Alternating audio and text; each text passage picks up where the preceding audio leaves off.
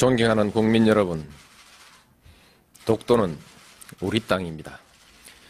그냥 우리 땅이 아니라 40년 통한의 역사가 뚜렷하게 새겨져 있는 역사의 땅입니다. 독도는 일본의 한반도 침탈 과정에서 가장 먼저 병탄되었던 우리 땅입니다.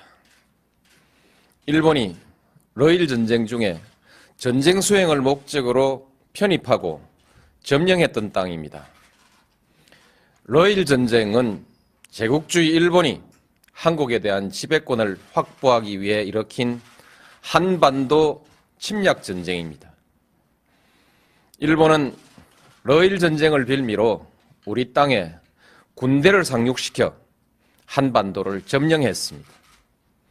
군대를 동원하여 왕궁을 포위하고 황실과 정부를 협박하여 한일 의정서를 강제로 체결하고 토지와 한국민을 마음대로 징발하고 군사시설을 마음대로 설치했습니다. 우리 국토 일부에서 일방적으로 군정을 실시하고 나중에는 재정권과 외교권마저 박탈하여 우리의 주권을 유린했습니다. 일본은 이런 와중에 독도를 자국 영토로 편입하고 망루와 전선을 가설하여 전쟁에 이용했던 것입니다.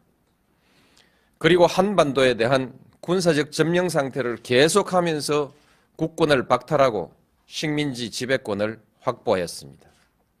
지금 일본이 독도에 대한 권리를 주장하는 것은 제국주의 침략 전쟁에 의한 점령지의 권리, 나아가서는 과거 식민지 영토권을 주장하는 것입니다. 이것은 한국의 완전한 해방과 독립을 부정하는 행위입니다. 또한 과거 일본이 저지른 침략 전쟁과 학살, 40년간에 걸친 수탈과 고문, 투옥, 강제징용, 심지어 위안부까지 동원했던 그 범죄의 역사에 대한 정당성을 주장하는 행위입니다. 우리는 결코 이것을 용납할 수가 없습니다. 우리 국민에게 독도는 완전한 주권 회복의 상징입니다. 야스쿠니 신사 참배, 역사 교과서 문제와 더불어 과거 역사에 대한 일본의 인식, 그리고 미래의 한일 관계와 동아시아의 평화에 대한 일본의 의지를 가늠하는 시금석입니다. 일본이 잘못된 역사를 미화하고 그에 근거한 권리를 주장하는 한 한일 간의 우호관계는 결코 바로 설 수가 없습니다. 일본이 이들 문제에 집착하는 한 우리는 한일 간의 미래와 동아시아의 평화에 대한 일본의 어떤 수사도 믿을 수가 없을 것입니다. 어떤 경제적인 이해관계도 그리고 문화적인 교류도 이 벽을 녹이지는 못할 것입니다. 한일 간에는 아직 배타적 경제 수역의 경계가 획정되지 못하고 있습니다. 이는 일본이 독도를 자기 영토라고 주장하고 그 위에서 독도 기점까지 고집하고 있기 때문입니다.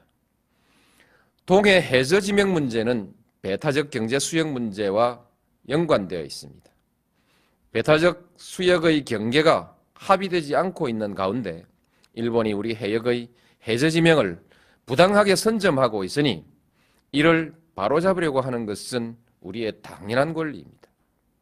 따라서 일본이 동해 해저 지명 문제에 대한 부당한 주장을 포기하지 않는 한, 그리고 배타적 경제 수역에 관한 문제도 더 미룰 수 없는 문제가 되었고 결국 독도 문제도 더 이상 조용한 대응으로 관리할 수 없는 문제가 되었습니다.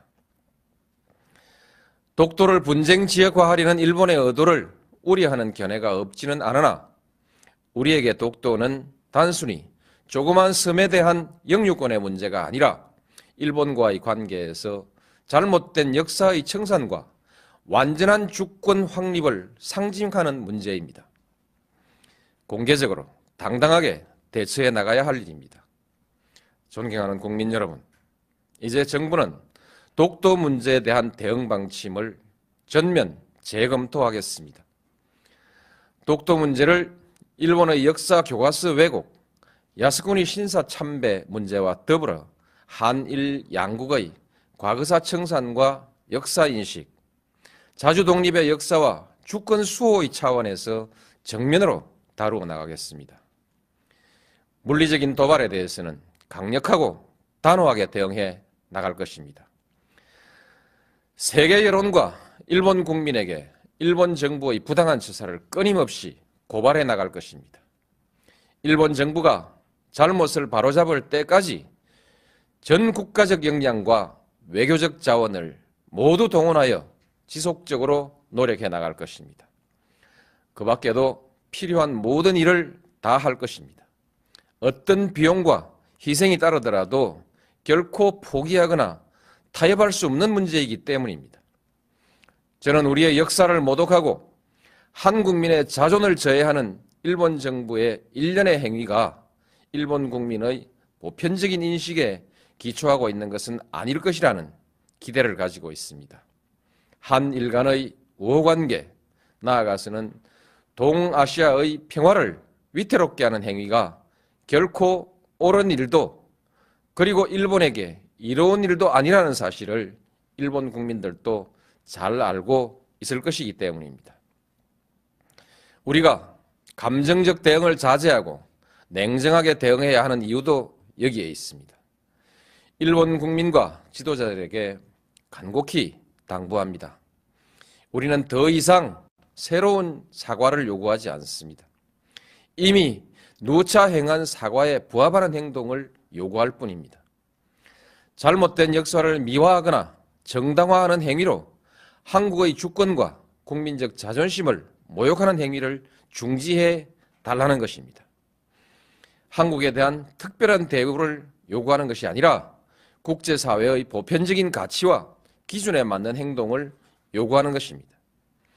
역사의 진실과 인류사회의 양심 앞에 솔직하고 겸허해지기를 바라는 것입니다. 일본이 이웃나라에 대해서 나아가서는 국제사회에 이 기준으로 행동할 때 비로소 일본은 그 경제의 크기에 알맞는 성숙한 나라, 나아가서는 국제사회에서 주도적인 역할을 할 수 있는 국가로 서게 될 것입니다. 국민 여러분, 우리는 식민 지배의 아픈 역사에도 불구하고 일본과 설린 우호의 역사를 새로 쓰기 위해서 부단히 노력해 왔습니다.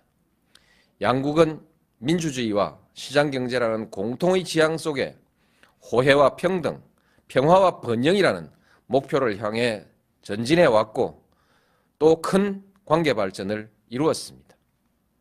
이제 양국은 공통의 지향과 목표를 항구적으로 지속하기 위해서 더욱더 노력해야 합니다. 양국 관계를 뛰어넘어 동북아시아의 평화와 번영, 나아가서 세계의 평화와 번영에 함께 이바지해야 합니다.